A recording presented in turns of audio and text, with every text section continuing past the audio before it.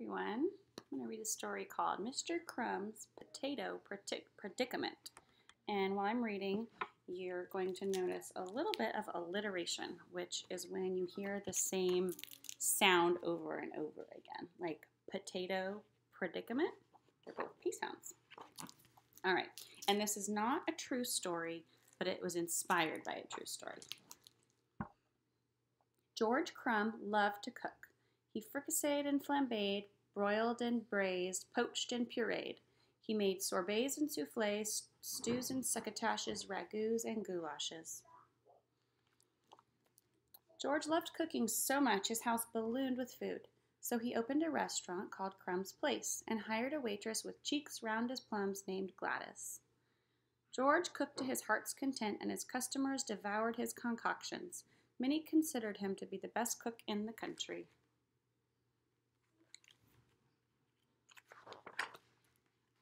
That is, until one day when in walked a peculiar-looking patron.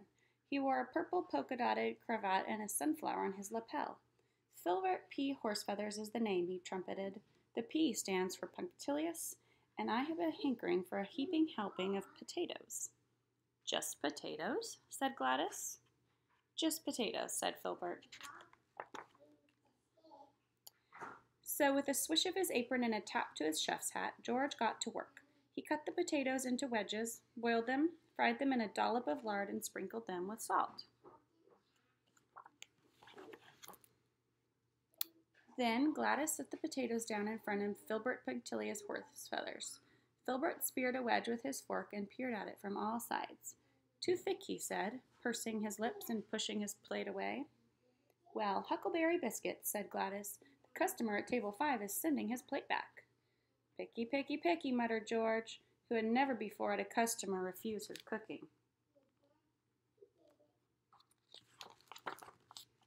So, with another swish of his apron and a tap to his chef's hat, George prepared a plateful of thinner wedges, and Gladys set them down in front of Filbert Punctilious Horsefeathers.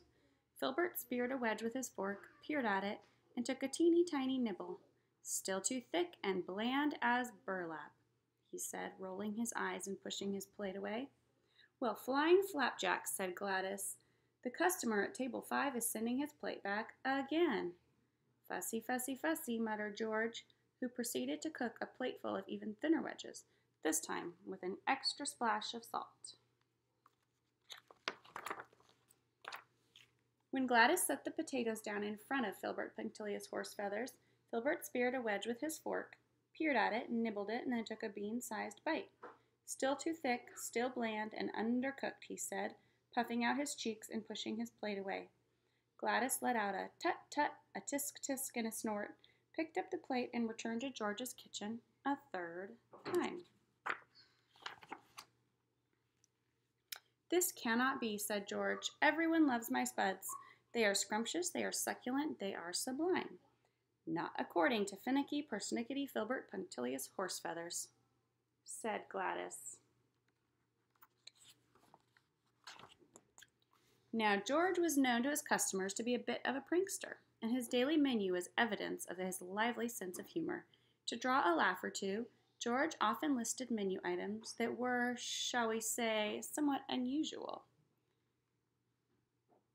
Here's his menu items.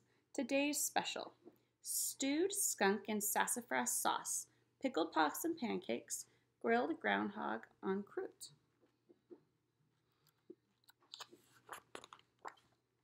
So in the spirit of playfulness, George took one more potato and carefully balanced it on his chopping block.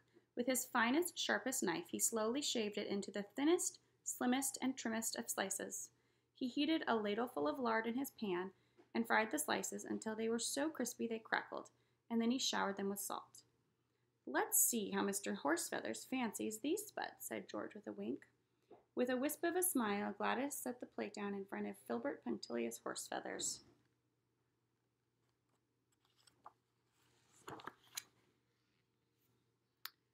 Filbert turned his plate this way, then that way. He tried spearing one of the potato slices, but it splintered. So Filbert put down his fork, and with his fingers he stacked the slices until they teetered. Then he cracked one, and he snapped one. Only after that did Filbert Punctilious Horsefeathers pop one into his mouth.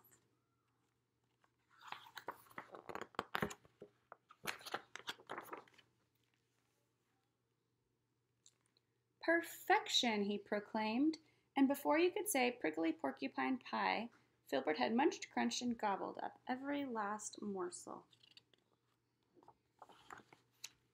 I guess the joke is on you, Gladys said when she returned the empty plate to George.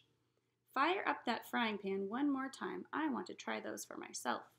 So with a swish of his apron and a tap to his chef's hat, George did exactly that.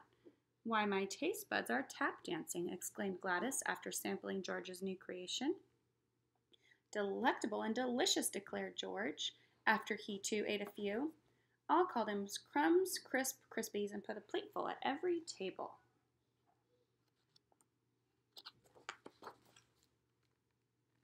Word spread, and before long, people from all over the county and far, far beyond were clamoring for George's new concoction, which came to be known as potato chips.